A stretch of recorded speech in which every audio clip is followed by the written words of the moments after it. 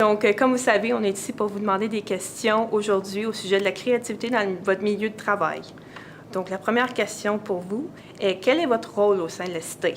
J'enseigne à temps plein au programme hygiène dentaire, donc je suis professeure, j'ai été coordonnateur dans le passé, tout ça. Je suis professeure à temps plein maintenant au programme hygiène dentaire.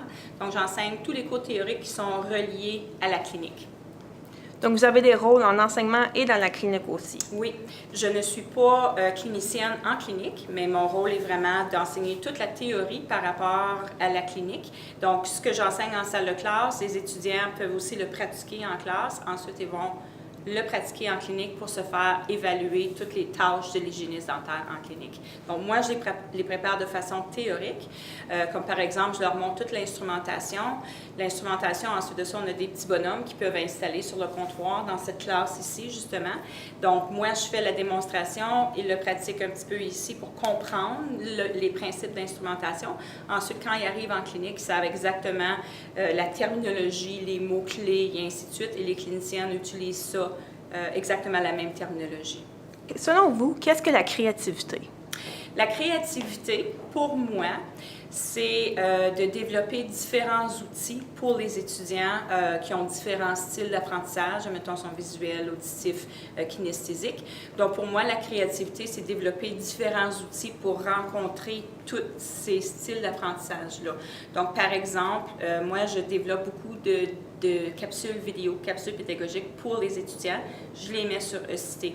Donc, ce que j'ai enseigné, que ce soit l'instrumentation, que ce soit de la théorie, je fais un mini résumé de mon cours, je le mets en capsule pédagogique, je mets ça sur ECité et les étudiants peuvent aller l'écouter comme bon leur semble, de leur téléphone, de leur ordinateur, iPad, iPhone, toutes les i possibles. Alors, pour moi, c'est ça la créativité, d'apporter différents outils pour aller chercher l'intérêt, capter l'intérêt de nos étudiants. Est-ce que vous vous considérez comme une personne créative? J'ai pris un cours de créativité à l'université et j'ai pas vraiment aimé le cours, mais à la fin, j'aimais le cours. Au début, elle me disait « OK, vous faites quoi pour être créative? » Dans ma tête, je n'étais pas créative du tout. Mais quand je participais dans les travaux de groupe et ainsi de suite, je me suis rendu compte que, oh, sais-tu que je suis quand même pas pire. Alors, au début, je t'aurais dit non. Maintenant, oui, je pense que je suis créative parce que je développe plein d'outils et j'offre plein d'outils aux étudiants pour qu'ils apprennent selon leurs besoins.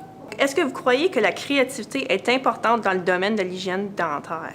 Oui, autant que c'est un domaine très spécialisé, côté instrumentation, côté profession et tout ça, oui, c'est important d'être créative dans notre enseignement, même pour la profession d'hygiène dentaire. Puis vous avez déjà dit que vous exercez un peu votre créativité dans l'enseignement aux étudiants.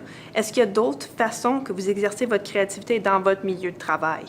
Je dirais que oui, dans le sens que j'aime beaucoup apporter le rire en salle de classe. Pour moi, c'est important, autant que, parce que c'est une profession qui est quand même assez complexe, assez difficile. On a un examen national et ainsi de suite, mais j'aime beaucoup apporter le rire. Alors, j'ai toujours des pensées, des photos. L'autre jour, j'ai apporté le petit Elmo qui rit beaucoup, le Tickle Me Elmo, donc juste pour rire. C'est important de rire, ça diminue le stress. Alors, de cette façon-là, j'apporte aussi beaucoup de créativité.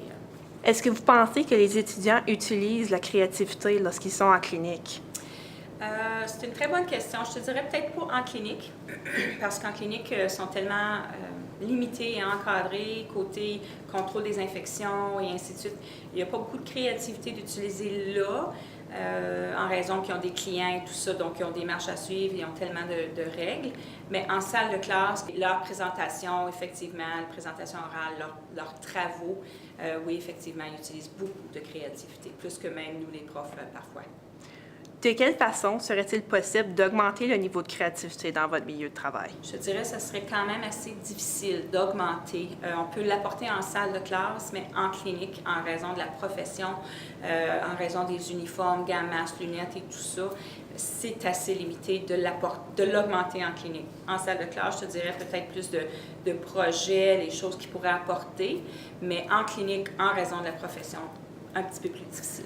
Donc, j'imagine que la seule façon qu'ils peuvent vraiment inclure la créativité en clinique, c'est peut-être avec l'interaction avec les clients. Voilà, effectivement, oui. Et puis encore là, surtout notre clientèle ici, c'est difficile parce qu'on a des clients qui parlent ni anglais ni français. Je te dirais, ça serait une façon d'apporter de la créativité parce que la communication avec le client est différente. Pas d'anglais, pas de français, ils n'ont pas de gens pour traduire et ainsi de suite. Donc, on apporte notre créativité avec le non-verbal, les gestes et ainsi de suite. Ce serait à peu près la seule façon avec les clients. Parfait. Bien, merci beaucoup pour votre aide aujourd'hui, pour vos réponses franches. Puis, c'était très apprécié. Merci.